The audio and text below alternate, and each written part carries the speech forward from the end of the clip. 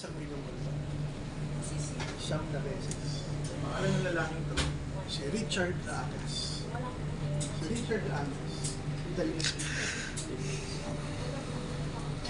9 out of 10, is passed na yun, is pasok siya sa top 20. Sinabi mo kay Richard ngayon, Richard, ipunin mo naman grupo mo sa McDonald's seminar mo. Sige.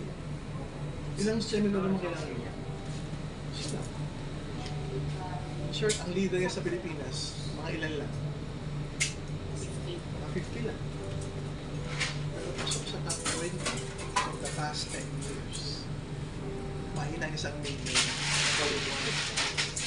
Paano nangyari yun? Ano niyo ako paano?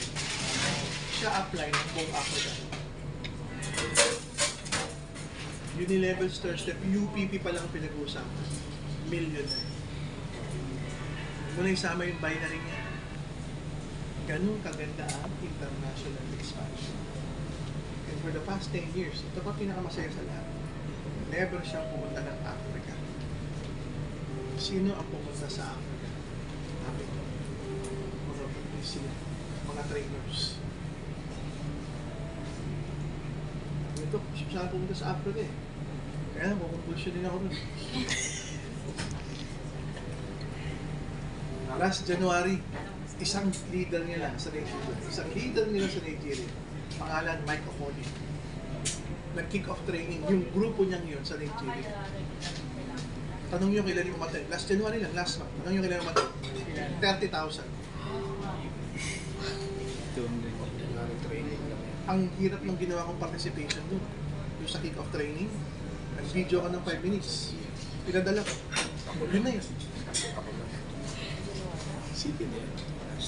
Ganun kalupit ang international expansion. Pag nakachamba ka ng isang leader, boom! November 2024, sabi ko magbubukas tayo ng 5 bansa this 2025. Ano ng mga bansa? South Africa, Burundi, Senegal, New Zealand, Indonesia.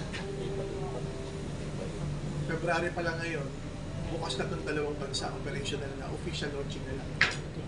So, 3 bansa na lang ang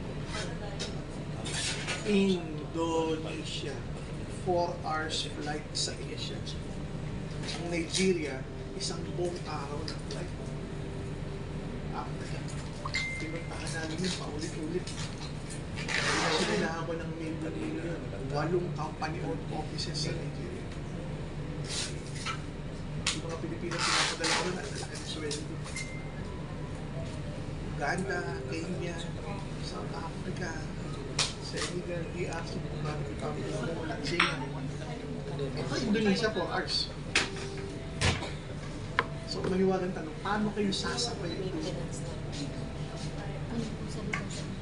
Anong salita sa Indonesia? Good question, bahasa. Kaya kung nanonood ka ng Netflix, tataka ka.